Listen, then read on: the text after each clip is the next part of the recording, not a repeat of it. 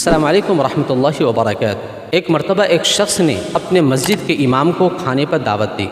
وہ آئے اور کھا کر کے چلے گئے۔ تھوڑی دیر بعد اس شخص کا بیٹا آیا، اس نے پوچھا کہ گھر پر کون آئے تھے؟ اس نے کہا کہ امام صاحب آئے تھے، کھا کر گئے ابھی تھوڑی دیر پہلے۔ اس نے کہا یہاں پر تو کچھ پیسے رکھے ہوئے، تو وہ پیسے کہاں گئے؟ اس نے کہا امام صاحب ہیں، وہ تمہارے پیسے لیں گے؟ اس نے کہا نہیں، میں یہ نہیں کہہ رہا ہوں کہ امام صاحب لے گئے، لیکن وہ پیسے کہاں ہیں؟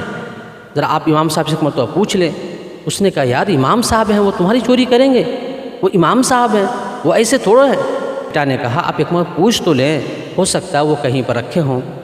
باپ نے بولا کہ نہیں، میرے اندر وہ ہمت نہیں ہے کہ میں امام صاحب سے یہ بات پوچھنے کے لیے جاؤں کہ وہ پیسے آپ نے لیے ہیں یا آپ نے رکھے ہیں۔ بہرحال یہ واقعہ یہیں پر رک گیا۔ 1 سال کا عرصہ گزر گیا۔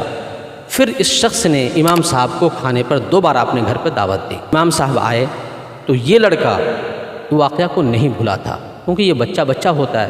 وہ جا کر کے امام صاحب کے کان میں پوچھ لیے کہ امام صاحب جب آپ پچھلے سال آئے تھے تو یہاں پر میرے کچھ پیسے رکھے ہوئے تھے، کیا وہ پیسے آپ نے دیکھے ہیں؟ یہ سن کر امام صاحب زار و قطار رونے لگے۔ لڑکا دوڑا اپنے باپ کے پاس گیا، اس نے کہا کہ میں نے وہ بات پوچھی تو امام صاحب رونے لگے۔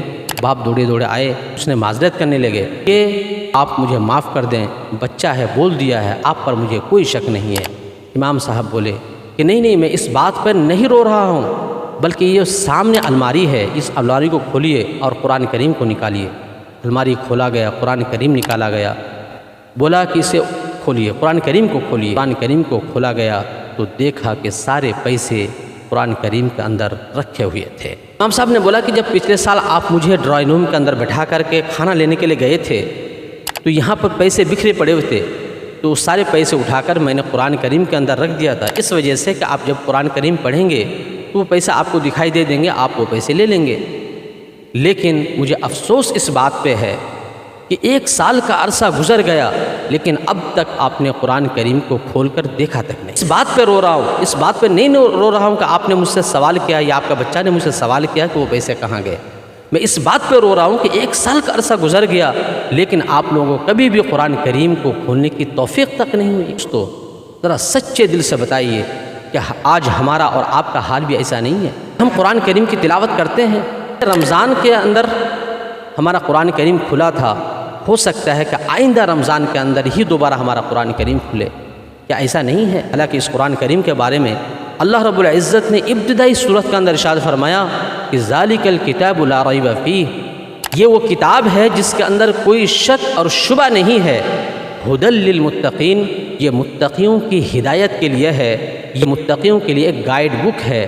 یعنی اس دنیاوی زندگی کے اندر کس طرح سے ہم زندگی گزاریں، کس طرح سے رہیں، کس طرح سے کھائیں، اس دنیا کے اندر ہم کس طرح سے زندگی گزاریں، کون سی چیز کھائیں، کون سی چیز نہ کھائیں، لوگوں کے ساتھ کیسے معاملات کریں، کیسے ڈیل کریں، آخرت کی تیاری کیسے کریں، یہ ساری چیزیں اسی قرآن کریم کے اندر لکھی ہوئی ہے۔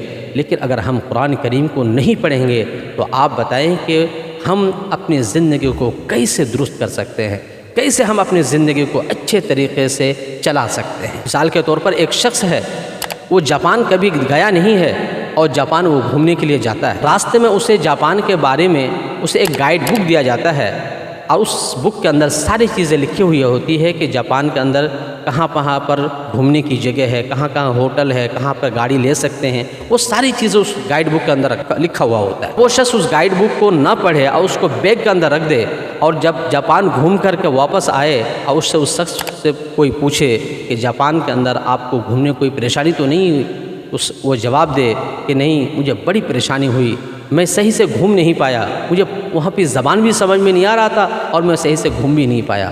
تو ذرا آپ بتائیں کہ اس شخص سے بڑا بیوقوف کون ہوگا کہ ان کے پاس گائیڈ بک موجود ہے، اس بک کے اندر ساری چیزیں لکھی ہوئی تھی، اس نے اس بک کو پڑھا نہیں اور جس کی وجہ سے اسے پریشانیوں کا سامنا کرنا پڑا۔ اور آج کچھ ہمارا بھی حال یہی ہے کہ ہمارے گائیڈ بک قرآن کریم آج ہمارے جزدانوں کے اندر موجود ہے، الماریوں کے اندر رکھے ہوئے ہیں، لیکن ہمیں پڑھنے کی توفیق نہیں ہوتی ہے۔ ہم اپنی زندگی کو کیسے بہتر کر سکیں گے، ہم آخرت کی زندگی کی تیاری کیسے کر سکیں گے جب کہ اس گائیڈ بک کو ہم پڑھنے کا ہمارے پاس سمے ہی نہیں ہے، ہمیں پڑھنے کا ہمارے پاس وقت ہی نہیں۔ اللہ سے دعا ہے الہ العالمین ہمیں ان باتوں کو سمجھ کر عمل کرنے کی توفیق عطا فرما، آمین۔ السلام علیکم ورحمۃ اللہ وبرکاتہ۔